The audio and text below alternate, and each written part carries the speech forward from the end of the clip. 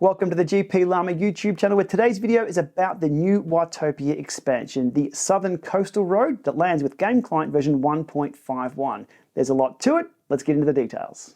So coming up in this video today, I'll dig into all the details, including the location of this new road, the total distance, elevation, the new routes and route badges added with this expansion, and I'll cover how to get onto these new roads the fastest way possible. With this update, there's a lot to see and a lot of bridges to cross. Along the way, we'll stop and smell the roses or the pancakes. We'll visit new villages, mosaic artworks, and we'll befriend some of the new wildlife. Okay, my new wildlife friend, are you ready for the details? Yes, Llama, I am. Now hold up a minute before we get to the summary.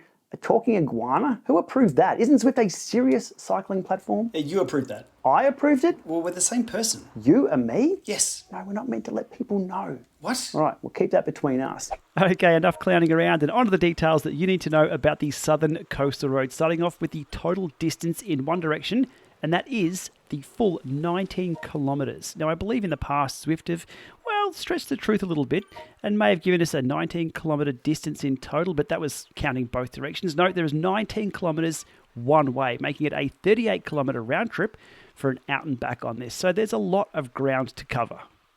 It's only when looking at the full map we can appreciate just how much additional road has been added, starting off at the Fugo Flats end, travelling all the way around the epic KOM mountain and onto the Mayan jungle. Jumping over to Strava for a quick review of the elevation on just the new 19 kilometre section, and it does look like it's quite hilly. However, the scale here is quite small, from 0 metres through to 15 metres. You can see there's not a lot of flat. There's always a little bit of gradient. And for the 19 kilometres in one direction, so the south end to the north end, there's a total elevation gain of only 83 metres. So not a lot, but it does undulate most of the way. On first ride through, I thought I was seeing a bug on screen with 4 sprint points indicated on the south to north route. It wasn't a bug. It's true, there are 4 sprint points in both directions. Looking closer at the south to north direction sprints, number 1 sprint is 400 metres, number 2 sprint 450 metres, into a shorter 350 metre sprint, and lastly there's a monster 500 metre sprint, which will require quite the Watt bomb to be sustained to grab that green jersey once the course is open for all. This is just the sprints in one direction. If you spin around and go the other way, there's 4 other sprints to look into as well. 4 of the 8 new routes that encompass these new roads are part of Stage 5 Tour of Watopia, 1, 2, 3 and 4 on screen there that you can ride as you wish as part of the Tour of Watopia with double XP. Alternatively, after the Tour of Watopia, if you are level 10 or above, you can ride them as free ride. And here's a quick overview of each of those routes now, starting off with Accelerate to Elevate, 41.3 kilometres, taking in the desert, the coastal road, and yes, Alp de Zwift. It's a nice route page to start off with. Onto Canopies and Coastlines, 27.5 Ks, starting off through Titans Grove, on to the new southern coast, and finishing in one of those new villages. Coast Crusher, 42.4 kilometres, nothing to sneeze at, starting off through the jungle, into an out and back, onto going coastal, through the flatlands of the desert, and then taking in most of the new coastal route. Shorelines and Summits, 50.1 kilometres. These aren't short routes. Well, a lot of them aren't short. Taking in, wait for it, the Radio Tower too. So quite the slog there for 50 kilometres. Sugar Cookie, which I do like because it does take in all of the new roads and then takes care of the Epic KOM bypass. On to the Jungle Circuit and back. Temple Trek, nice and short, 10.4 Ks, which I've done today. And the last one, the Big Ring, 48.9 kilometres. Taking in the new roads and then some to tick off the Big Ring. Now, quick back of the napkin math, I believe there's just over 270 kilometres of new route badges with these 8 new routes to ride.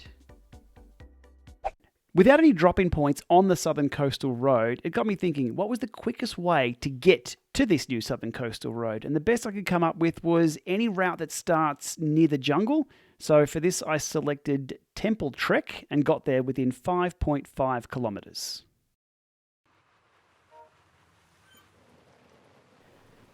To get to the northern start of the road, the best I could come up with was, again, Temple Trek, doing a U-turn, taking in the Epic KOM bypass, coming down the bridge and getting over there to the right to the northernmost point of the new roads and starting the trek from there. However, that still took 8.2 kilometres and wasn't really ideal. There was one more trick I had up my sleeve that didn't quite work out, but may work out for others depending on the time of the day, and that is to try and sneak into a pace partner ride that's nearby the start of this new road. Now, no luck there on triple flat loops, flat route, no luck there either. Scrolling. Watopia, no, not there either. Mercury, well, definitely not on Mercury. TikTok, okay, look, I'm out of luck, but if that grey dot is anywhere near the start of the new routes, you'll be able to drop in and get there a lot quicker than 5.2 or 8.2 kilometres.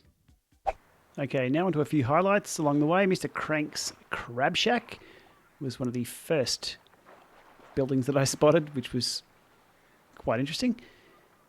Then we had the Misty Pines Campground.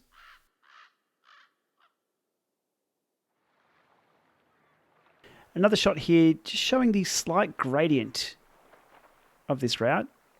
As I'll keep saying, it's definitely not flat. So a bit of a climb through here.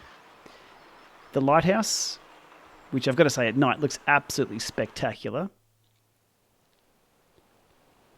It's a nice waterfall. It's quite difficult to get virtual drone shots of without accessing the U-turn. A fake Yeti on rails. Yes, you heard and saw right, a fake Yeti. Some spooky nighttime forest.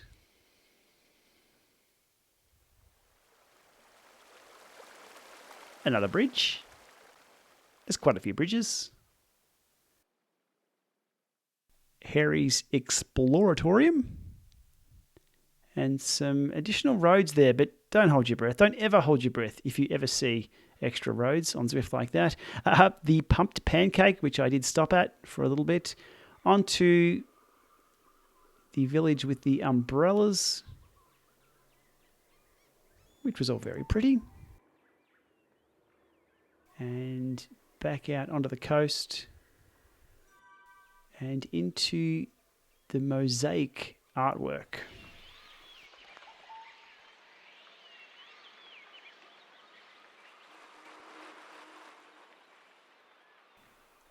Over another bridge and into a very colourful temple village of some type. I'm sure these all have official names somewhere.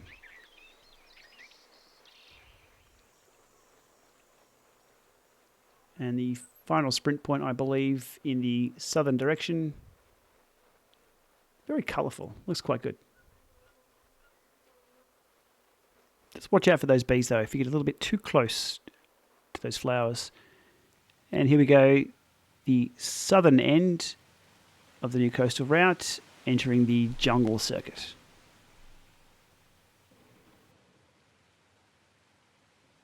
So there we are, all the details of the new Southern Coastal Road on Zwift. My 3 takeouts from that expansion is it's not short, it's not flat, and the route badges that come with this new road are quite lengthy. It's going to take us quite some time to tick off those route badges.